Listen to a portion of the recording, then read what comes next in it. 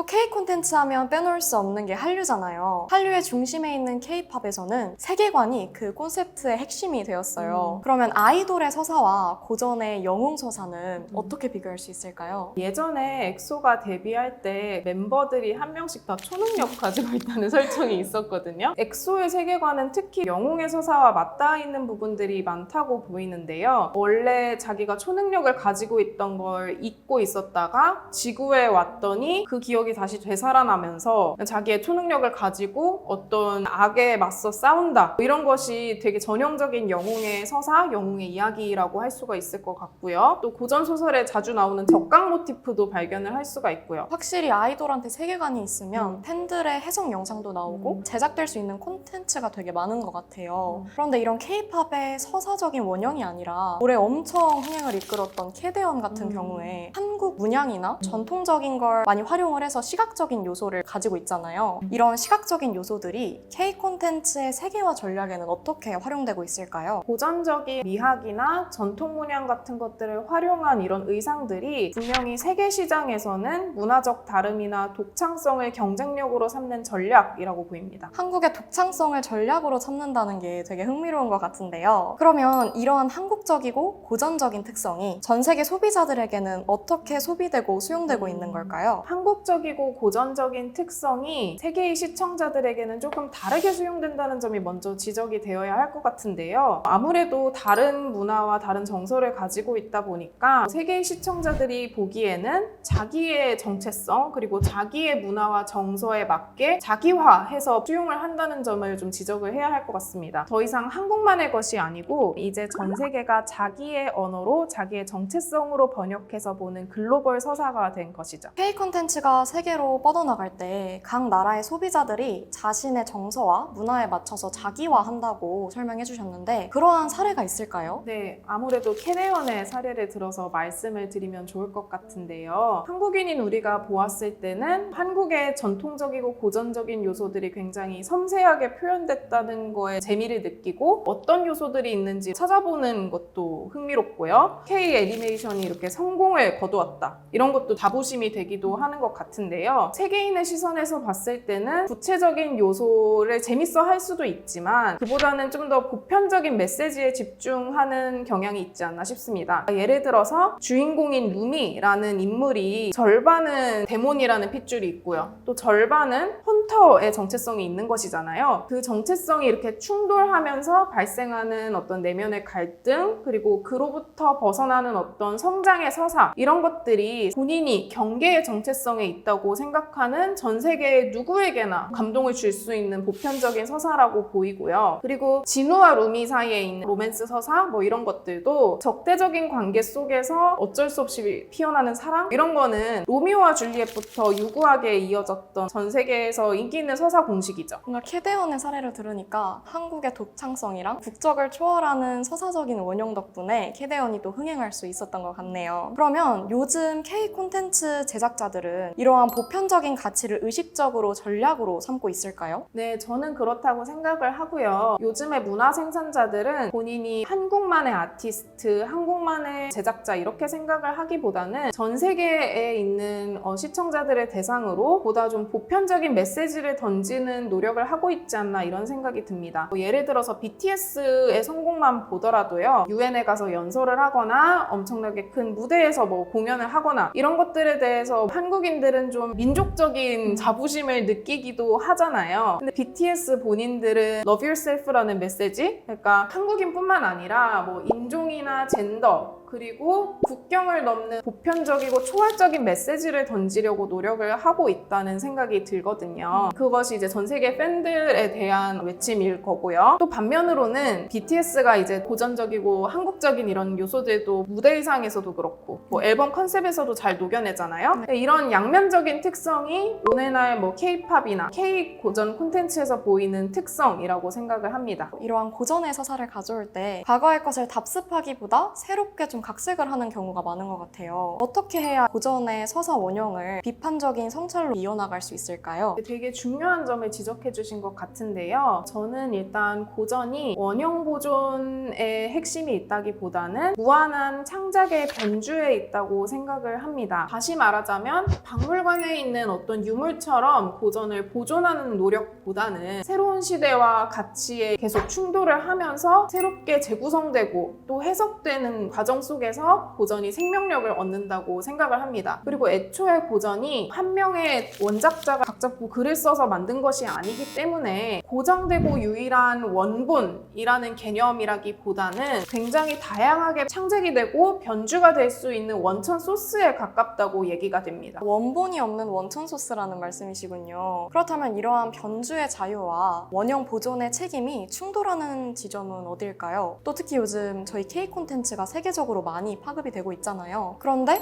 그런 사극의 역사 왜곡 논란은 왜 더 문제가 되는 건지.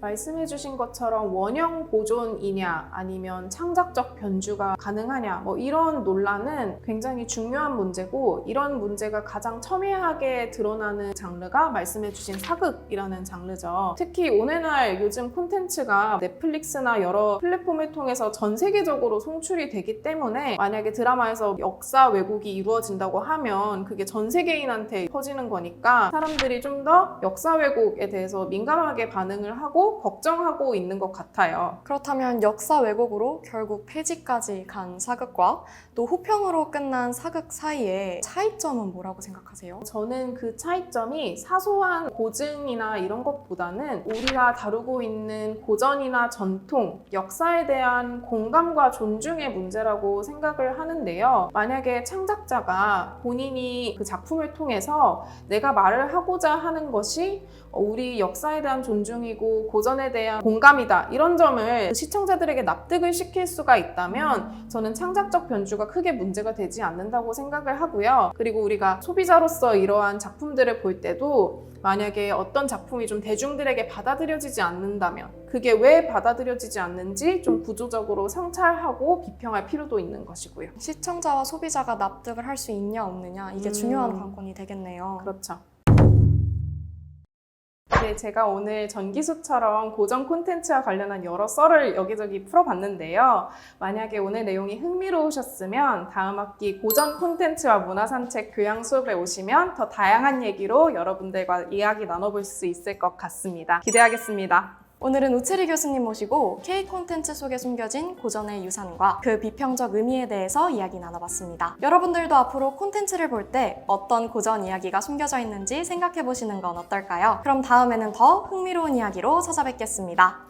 안녕!